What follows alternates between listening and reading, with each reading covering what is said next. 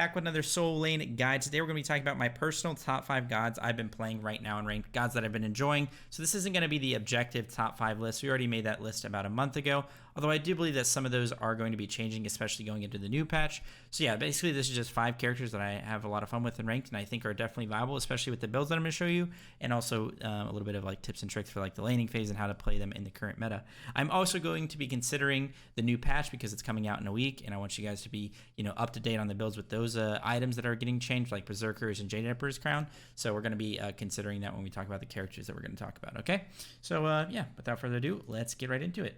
Coming in at number 5, we have Cthulhu. You know, not only does Cthulhu have this amazing skin, which arguably one of the best skins in the game, maybe the best skin. It is banned in competitive, but you guys don't really need to care about that. If you're not a competitive player and you're just playing ranked, then abuse the hell out of the skin because it is very glorious, and I definitely recommend it. But regardless of actual gameplay, this is not the build. Let me go back here so he doesn't make a bunch of noises.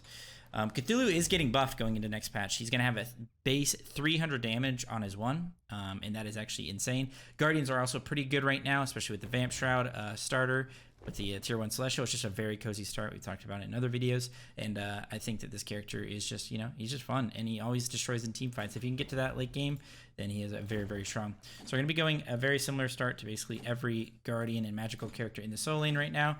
Going that Vamp Shroud, that tier 1 Celestial Legion Helm, 4 health pots, and on this character, I go Blink Thorns every single game.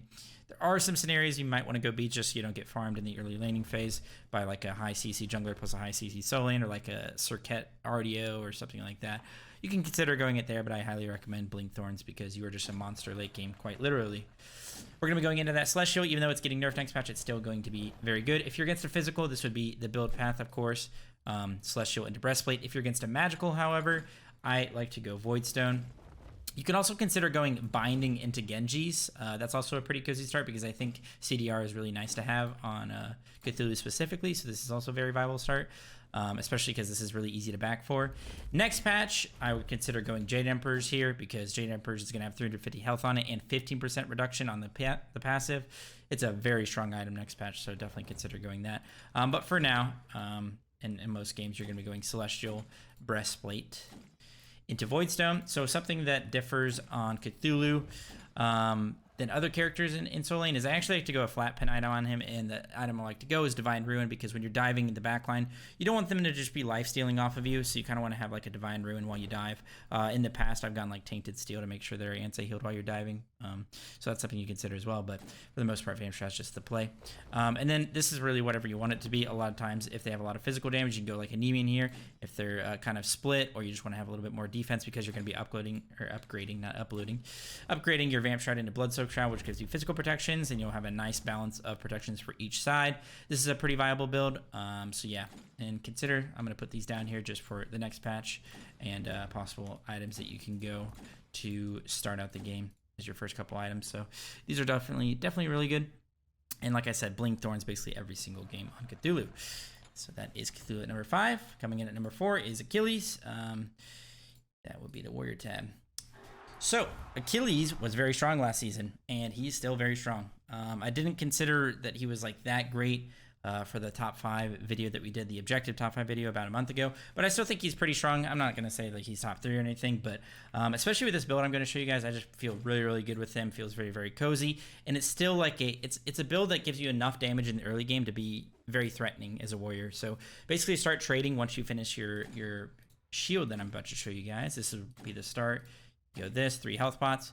Achilles can get away with this start just because you do a lot of damage with this. You have sustain on your 2. The HP 5 that you have on Bluestone now is pretty strong.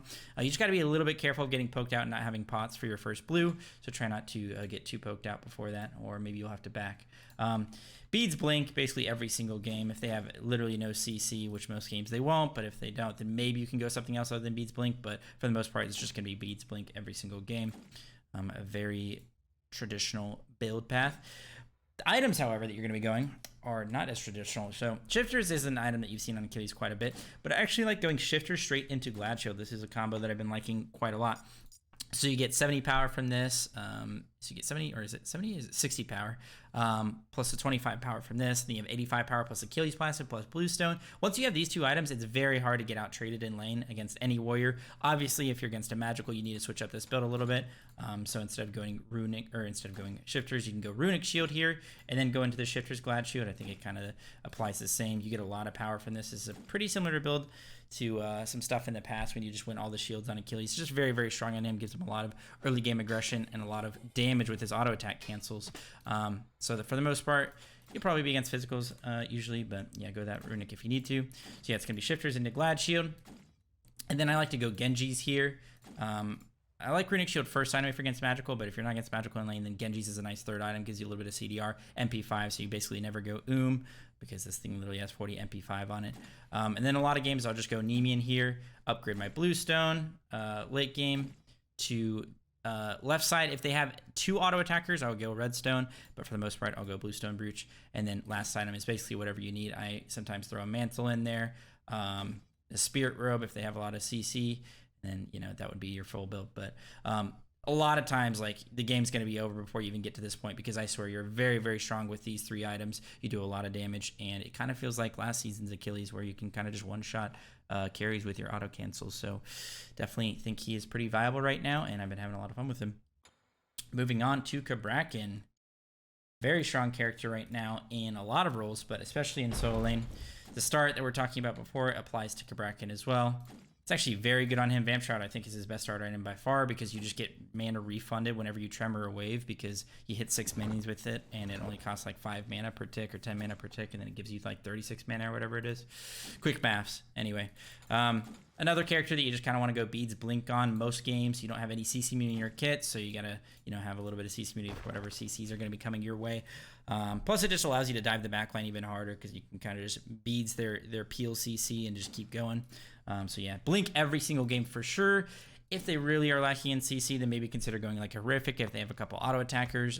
If they have any healers, you can go Ankh instead of that Beads, but you know, most games it's going to be this. Same thing, going straight into that Celestial, into Breastplate if you're against a physical. I don't really like going Binding on Cabrakan. It just doesn't, I don't know, it doesn't feel the same. I feel like you don't do as much damage as you do with Voidstone. So if you are against a magical, just go Voidstone and then go these two items. But if not, then of course, Celestial, Breastplate, Voidstone. I actually don't think you need to go any like flat pen items on this character. I think you do enough damage if you just go this build that I'm about to show you guys. You just go into your Bulwark or another magical defense item. For the most part, I go Bulwark. I still think it's a very strong item. You consider going Oni Hunters next patch. They are buffing it a little bit, and I have messed around with it a bit, but I think that Bulwark is still going to be pretty strong. And then you go into a Pridwin. This kind of just gives you defense for both sides, and then you upgrade Vampiric into the Bloodsoaked Shroud. So then this gives you a lot of physical protections and health. So then you have all these items, and you have you know, your flat, or you're not your flat pen, your percentage pen from Voidstone. You have the damage from Pridwin. Cabrakan already hits really hard, and you have the power from Celestial Legion. You just hit very hard. You're very tanky, and when you blink on somebody and all in them, unless they Aegis every single ability you use, then you're misplaying. But for the most part, you're just going to be one-shotting them, okay? So also consider selling Celestial for Jade Emperors, especially next patch. That is going to be a very strong build late game. So then, you know, Celestial falls off a bit coming into the team fights. People are going to be proccing it and getting it off of you. And the fact that it just doesn't give as much prots or health as something like Jade Emperors. Jade Emperors will be much better to have late game. So consider selling your Celestial for that later. If you're against like a heavy physical comp, they only have one magical, and then maybe you can go Jade Emperors a little bit earlier in like place of Bulwark or something. But yeah, this would be the build. You can consider going Binding, like I said. And you can also consider going, especially if you're in like really far ahead, and in like really good matchups, you can consider going one of these flat pen items. All of them are good, but Divine I just really like because it helps you deal with lifesteal, like I've always talked about. So yeah, that is Cabrakan at number 3. Coming at number 2, we have Cleo. We have a lot of C characters, I guess. It's already 3 of them. Cleo. You guys have probably seen me do this build. I think I talked about it in another video where we broke down Cleo a little bit more in depth. But yeah, I really like this character, and she's actually a very good laner, whether it's solo lane, mid lane, duo. She's just good at laning because she can just ult the wave and run around, rotate, poke the enemy solo lane or an enemy later, no matter what lane it is. Just really well with her distance. And she's so safe because she just can dash so far away. She can go into walls, you know. You guys have seen it. This character's broken. Everybody knows it.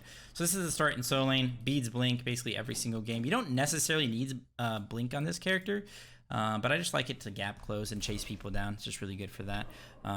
But if you're not going to go blink, then maybe mess around with this character a little bit more and decide a relic that you think feels really good for you. I think Thorn's actually probably not too bad on this character, especially because you're going more of a tanky build, so you can consider going that. But Beads blink for me most games. So you go straight into that Soul Eater. One benefit of having Bluestone and Tier 1 Soul Eater is that you can get 4 pots, so that's always nice. You're kind of always strong for your first blue. If you're against a magical, then go into a Genji's here. If you're against a physical, go into the Breastplate. So just switch it up depending on what you need for that game. So this is the very cozy build that I like going on Cleo and a lot of different characters. These first 4 items, you have full CDR, you have a ton of healing, you never go it just is really, really strong. You have a lot of defense for both sides, physical and magical.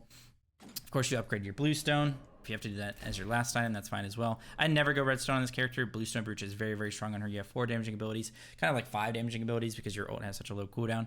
And then most games, I actually go like a Brawlers here or just a damage item just because it's good with Cleo and kind of fits the rest of the build. But you can definitely go just another tank item here. You don't necessarily need to go a damage item. You do a lot of damage with just the other items. So that's something you consider. You consider Nemean right now. That's very strong. You can consider like an aura item because kind of in the middle of everybody a lot of the time. So definitely consider going that. But like I said, most games it's going to be a Brawlers or like a Heartseeker. But I just like Brawlers a lot. And somebody tried to make an argument with me in one random video. I forgot what it was. They were trying to say that you shouldn't go flat pen item as your last item, which is just not true at all. I mean, carries still aren't going to have a lot of procs late game, so that flat pen is going to be very strong against them.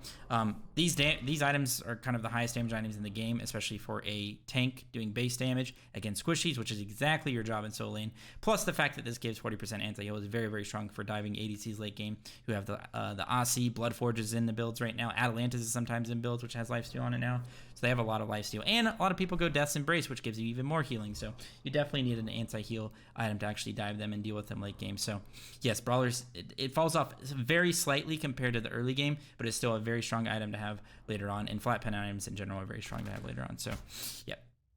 There you go. That was number 2. And then number 1. I mean, these aren't really in order. These are just characters I've been having a lot of fun with. But I will say that Guan is probably the character that I've had the most fun with lately. I don't know, something about him, something switched in my brain, and I've been spamming him a lot, and I've been having a lot of fun with him. You got to be a little bit careful. He has some bad matchups into some of the top picks right now, especially some of these Guardian characters like RDO, Cabrakan, Cthulhu.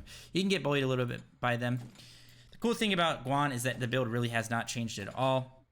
You can either go Tier 1 Runeforged here. I kind of maybe switch it up depending on the game. I either go Runeforged first item or I go Breastplate first item. Or Genji's first item, of course, if I'm against magical. But for the most part, it stays pretty similar. Go 3 health pots. Beads blink.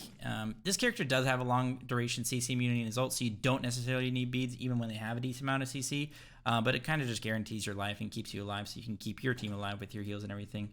So yeah, beads blink definitely the play.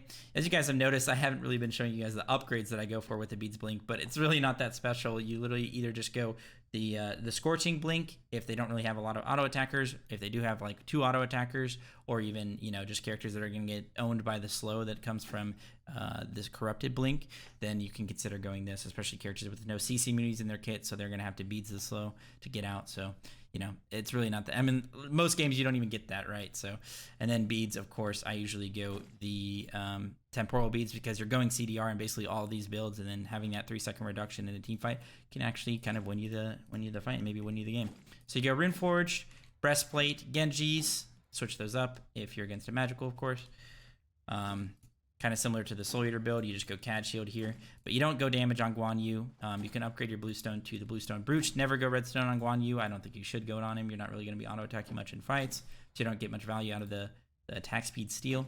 And then you finish off the build with that Nemean right now. It is getting a little bit nerfed going into the next patch, but it definitely will still be strong if you don't want Nemean or don't necessarily need it in that game specifically. You can consider going a Mantle here.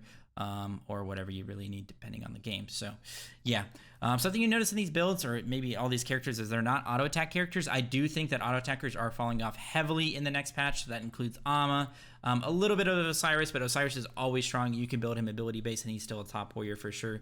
But characters like Bellona, Amma, I think they're actually going to get pretty screwed by the Berserker's Change. We've been scrimming on that patch. I've played a little bit of PTS on that patch. I think the Berserker's Change is huge nerf to it. You no longer do like any damage when you buy this item. Right now, when you buy this item with the percent pen and the extra damage you get from the passive, you one-shot tanks or anybody on the map. You just start one-shotting. But next patch, that's not going to be the case, and I think that makes them fall off heavily. So consider going back to more of these ability-based characters. You can still mess around with those characters, and I still think they're decently viable and still strong. But I think if you're playing against a good player and they go builds like I've been showing you in this video, or just been playing characters that are still very strong and not going that build path, then I think that you're going to get out-traded and you're going to get a bit owned, really. So yeah, that's just my personal opinion. But like I said, this is just a subjective top 5 list characters I've been having fun with. Maybe you don't like these characters. I don't think you necessarily need to play really any of these characters. Maybe a couple of them, just because they're really strong in this meta. But like I said, for the most part, this is just kind of what I've been having fun with. So yeah, hope you guys enjoyed the video and the builds. Let me know if you have any questions down in the comments. Let me know what you guys want to see next from the channel. You know, need some I don't know what's the word here, some direction when it comes to content right now. But I've been having a lot of fun with Smite, so I'm definitely down to keep making some good Smite content. So yeah, I appreciate you guys, and I'll see you guys in the next video. Stay safe and healthy as always. Bye bye.